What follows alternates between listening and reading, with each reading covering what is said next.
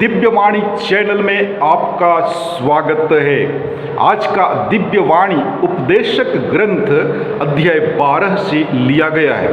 दोस्तों, यह कविता बुढ़ापे का एक लेखा चित्र है। जैसे जैसे इंद्रियों का विकार बढ़ता जाएगा, वैसे वैसे आनंद पाने की घटना घटती जाएगी। हम बुढ़ापा एवं मृत्यु टाल नहीं सकते। इस कारण से जब तक हम स्वस्थ हैं, तब तक हमें आनंद मनाना चाहिए। जैसे पुस्तक के प्रारंभ में, वैसे ही अंत में भी उपदेशक ही वही घोषणा करता है, सब कुछ व्यर्थ ही व्यर्थ है। तो लीजिए, प्रस्तुत है उपदेशक का अंतिम उपदेश। वचन कहता है, अपनी जवानी के दिनों में अपने सृष्टिकर्ता को याद रखो। बुरे दिनों के आने से पहले, उन वर्षों के आने से पहले जिनके विषय में तुम कहोगे, मुझे उनमें कोई सुख नहीं मिला।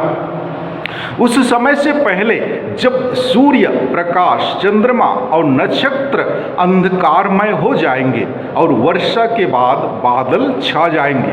उस समय से पहले जब घर के रक्षक कांपने लगेंगे, बलवानों का शरीर झुक जाएगा, चबाने वाले इतने कम होंगे कि अपना काम बंद कर देंगे, और जो खिड़कियों से झांकती है वे धुंधली हो जाएंगी। उस समय से पहले जब बाहरी दरवाजे बंद होंगे, चक्की की आवाज़ मंद होगी, चिड़ियों की चहचहाहट धीमी पड़ जाएगी और सभी गीत मौन हो जाएंगे।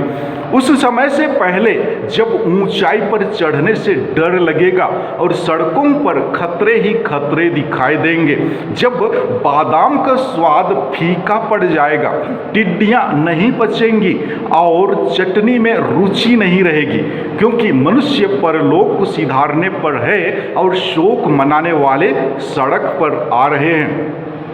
उस समय से पहले जब चांदी का तार टूट जाएगा और सोने का पात्र गिर पड़ेगा, जब घड़ा झरने के पास फूटेगा और कुएं का पहिया टुकड़े टुकड़े हो जाएगा, उस समय से पहले जब मिट्टी उस पृथ्वी में मिल जाएंगी जहां से वह आई है और आत्मा ईश्वर के पास लौट जाएंगी जिसने उसे भेजा है।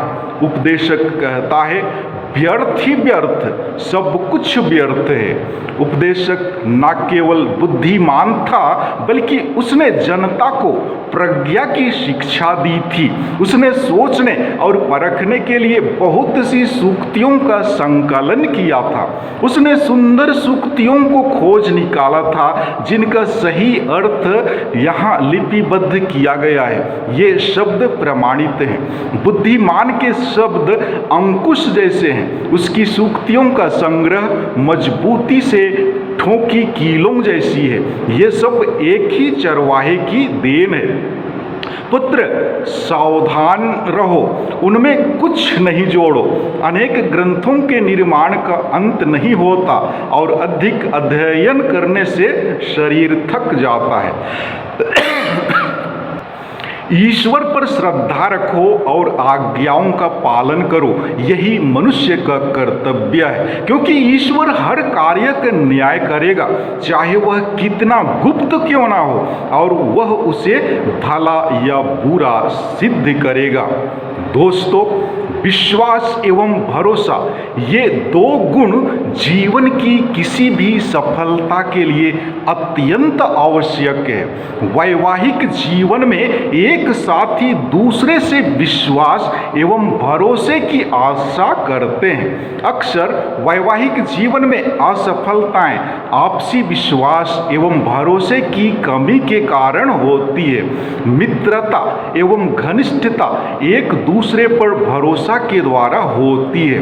कारखाने की उन्नति एवं सुचारुता मालिक एवं कर्मचारियों के आपसी भरोसे पर ही निर्भर रहती है। अतः हमारे दिन प्रतिदिन के क्षणों में ये दो गुण अत्यंत आवश्यक हैं। हम चिकित्सक के पास इस भरोसे से जाते हैं कि वह हमें चंगा कर देगा। पहली ही बार में बिना अनुज्ञा पत्र पूछे हम अपने जीवन को उस बस चालक पर छोड़कर बस में सवार हो जाते हैं, क्योंकि हमें उस पर पूर्ण विश्वास रहता है। अतः विश्वास एवं भरोसे के बिना जीवन असंभव है। यदि ये गुण भरोसा एवं विश्वास हमारे साधारण जीवन में इतने आवश्यक हैं, तो इनकी आवश्यकता हमारे धार्मिक जीवन में कितनी हो सकती है। दोस्तों, अपने आप को झांक कर देखें कि क्या ये दो गुण विश्वास और भरोसा आप में मौजूद हैं। यदि नहीं तो आप स्वयं विचार करें। अब वक्त है आपसे विदा लेने का, लेकिन विदा लेने से पूर्व आपसे आग्रह है, यदि आपने अभी तक मेरा चैनल सब्सक्राइब नहीं किया है तो कृपया सब्सक्राइब करें, लाइक करें, कमेंट करें और शेयर जरूर करें। धन्यवाद। जोहार।